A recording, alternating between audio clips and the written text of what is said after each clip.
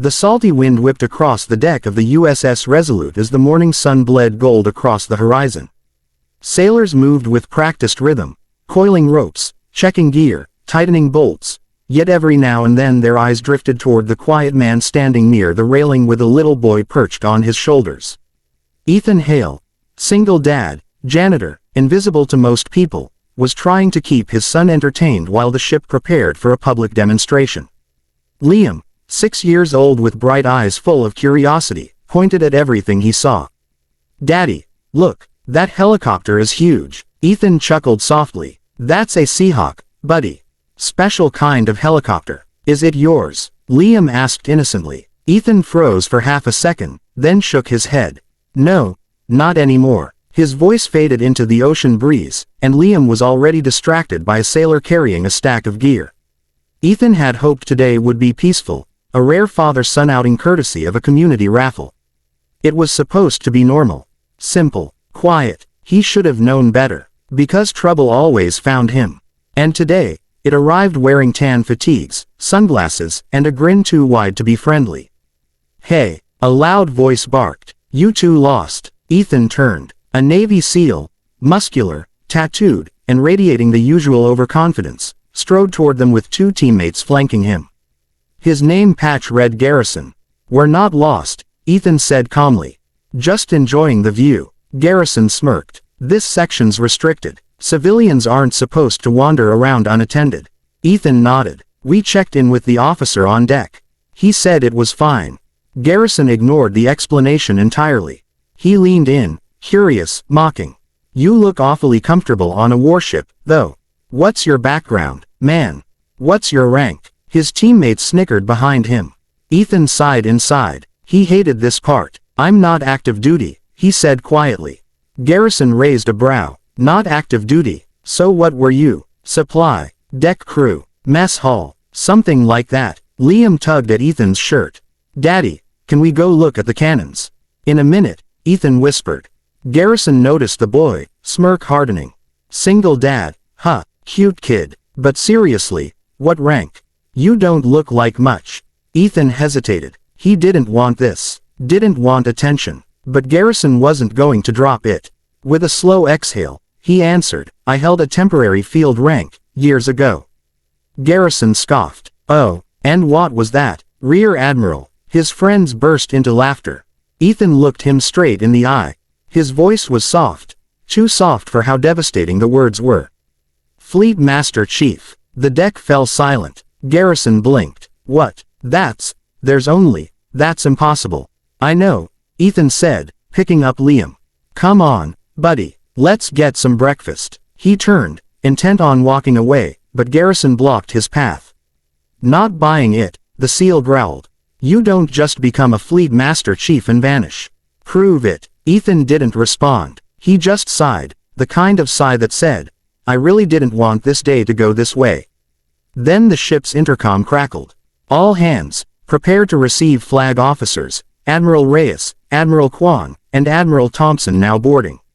Liam clapped excitedly. "Daddy, more uniforms." Ethan forced a smile. "Yep." A small crowd gathered as 3 admirals, high-ranking, stern, unapproachable, stepped aboard.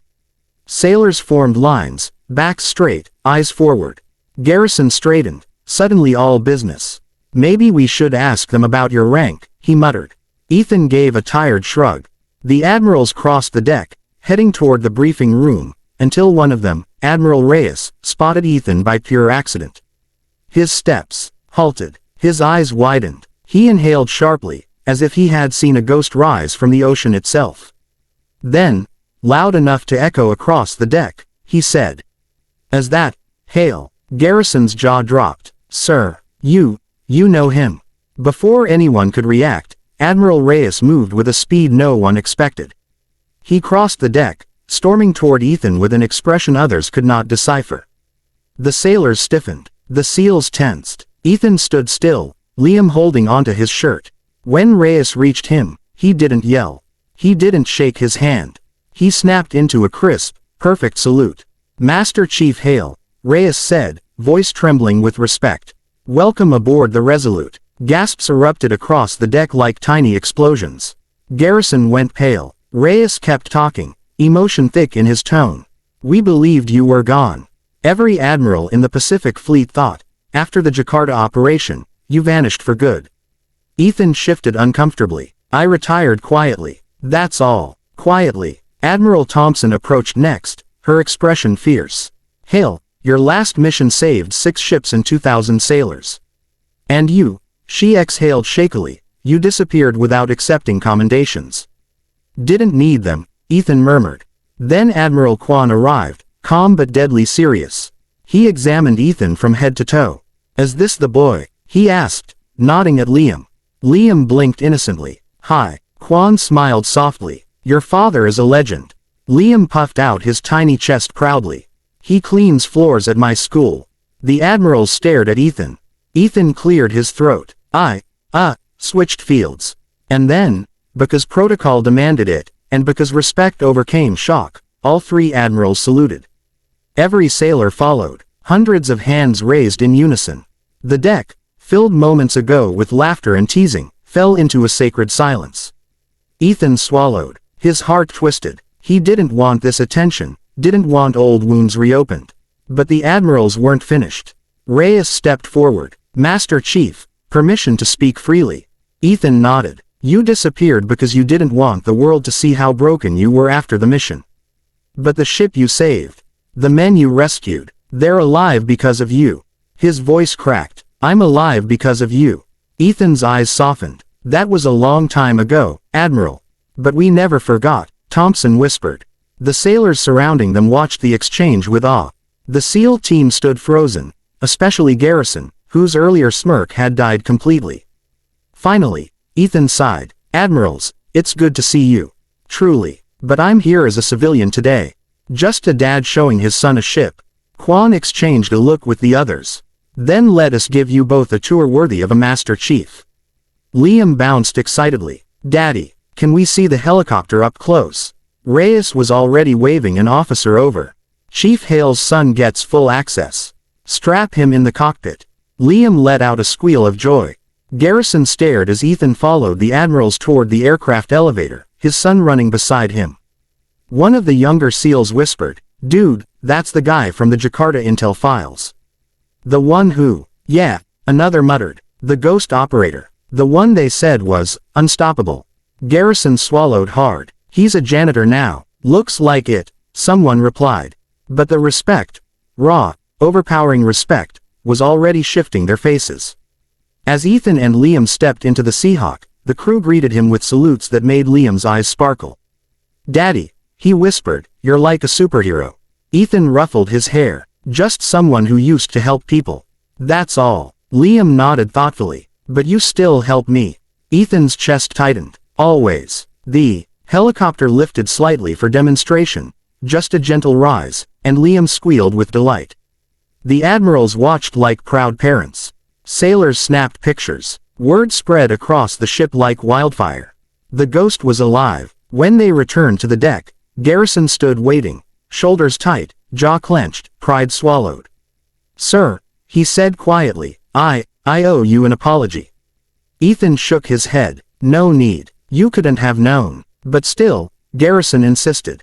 "I disrespected you." Ethan looked him in the eye. "Just treat the next quiet man with a kid better than you treated me. That's all I ask." Garrison nodded, shame replaced with newfound admiration. As the day ended, the admirals insisted on escorting Ethan and Liam to the pier themselves. Sailors lined the rails, saluting one last time. Liam waved eagerly. "Bye, Navy people." Several hardened officers melted on the spot. When Ethan stepped onto the gangway, Reyes called out, "Master Chief, our doors are always open. If you ever return, the fleet will follow you." Ethan paused. The wind tugged at his shirt. The ocean roared beneath them. And for a moment, the weight of his past pressed gently against him, not crushing, just reminding. "I'm exactly where I need to be," he said calmly. "My mission now is raising him." Liam grabbed his hand tighter. The admirals nodded in understanding. Ethan walked away, quiet, unnoticed by most civilians, just a single dad guiding his son toward the parking lot. But behind him, on the deck of one of the mightiest ships in the world, hundreds of sailors watched with reverence. Because they knew what others didn't. They knew who he really was. And they knew legends didn't need uniforms. They just needed purpose. Ethan squeezed Liam's hand. Ready for ice cream? Yes, Liam shouted. They headed into the fading sunlight, father and son, leaving an entire Navy fleet whispering the same words. Master Chief Hale, still the greatest of them all.